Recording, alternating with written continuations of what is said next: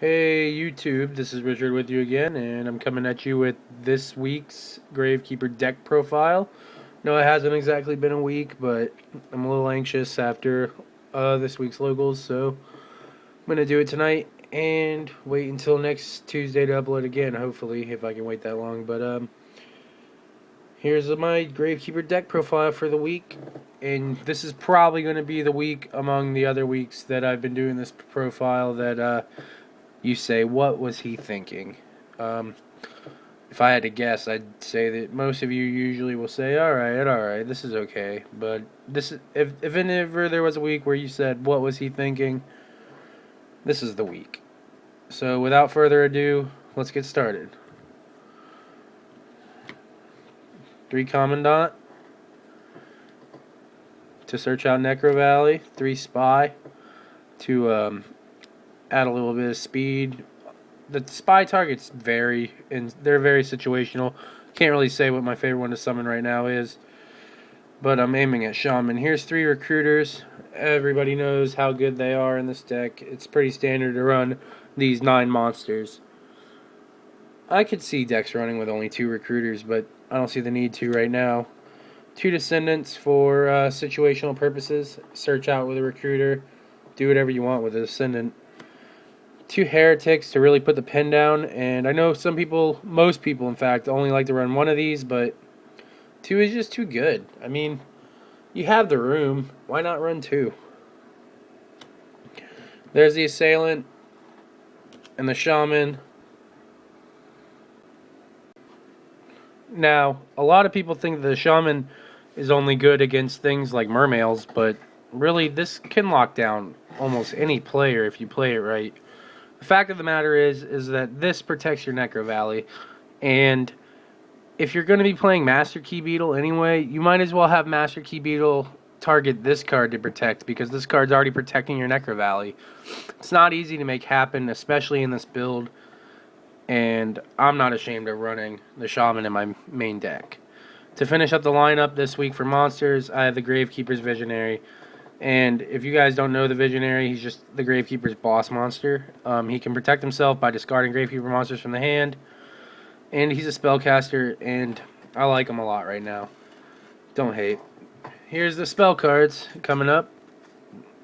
3 Necro Valley. 2 Steels. I like to say Stele. I think they're called Steels, but I like to say Stele. 2 Magical Dimensions, and this card is just the MVP right now. It's so good. And what's good about it is that when you special summon a card from your hand with this card, a Gravekeeper monster, aka Spellcaster, and then destroy a monster on the field, because you're destroying a monster on the field after the special summon, that monster can't be bottomless. Your opponent can't chain he can't activate a bottomless trap hole against your monster after it hits the field, because that's not the last thing that happens in this effect resolution. The last thing that happens, if you play this card properly, is the optional effect to destroy a monster on the field. Now, if you don't destroy a monster on the field and just use this to special summon, your opponent can bottomless your monster. So I advise to only play this when you can destroy something, which isn't easy, which isn't hard rather, because this is quick play. And you can time it perfectly against anything you want. I mean, somebody gets over your Mirror Force, bam, Magical Dimension anyway. So, moving on. 2 Mystical Space Typhoons. And here's where you guys are really going to hate 1 pot of Duality this week. Only 1. And I took out the second for a Wonder Wand. And I can't really justify this play right now, but I like it, and that's all I'm going to say about it. Finishing off spells with a Book of Moon. Just really good in this deck. Really good in any deck, really. And here we go with traps. Starting out with the new card, or not new anymore, but the new boss trap card of the Gravekeepers, the Imperial Tombs of Necro Valley. Just so good. Rite of Spirit is just helping out so much. I mean, somebody thinks they get rid of my Shaman or my Visionary or anything that they have to use resources to get around, and I Rite of Spirit it right back from my graveyard. And sometimes they waste 3 or 4 cards to get over a Visionary, or 3 to 4 cards to get over a Shaman, and bam, it's right back on the field next as soon as their chain resolves, pretty much. 2 Fiendish Chains, only 1 Mirror Force, and 1 of each of Black Horn of Heaven and Starlight Road. I like these cards. I thought about getting rid of Starlight Road altogether, but I really just couldn't do it because the card helps me a lot, and I like it. Bottomless Trap Hole. Sorry. Compulsory Evacuation Device. Then the Bottomless Trap Hole.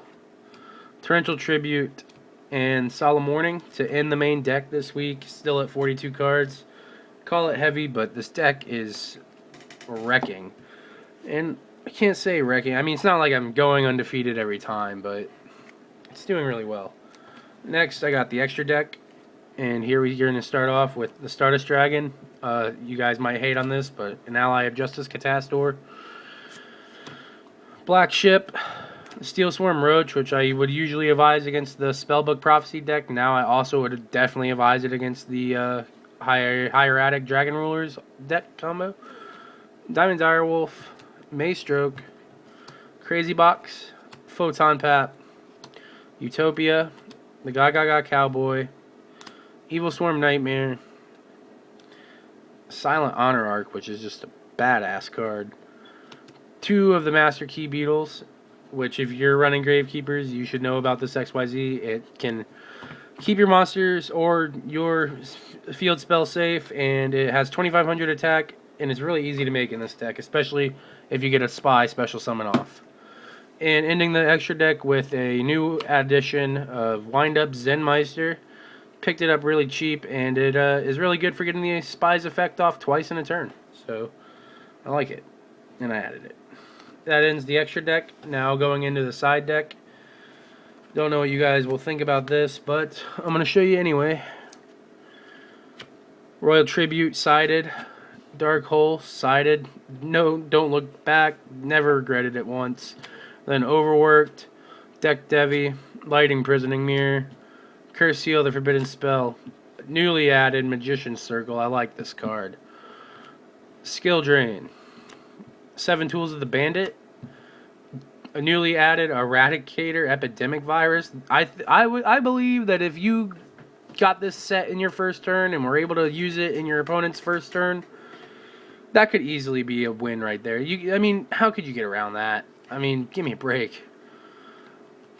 Fossil Dino, start the decided monsters, an Effect Veiler, Thunder King Ryo, and a Gravekeeper's Oracle, and a Gravekeeper's Ambusher to end the side deck, and just a few tokens this week. That concludes this week's deck profile for the Gravekeeper monsters. I'm hoping to get my hands on a couple tour guides from the Underworld, a Leviair Sea Dragon, and another Wonder Wand to test out a couple more combos. So, let me know what you guys think this week. Even if you don't like it, I want to know.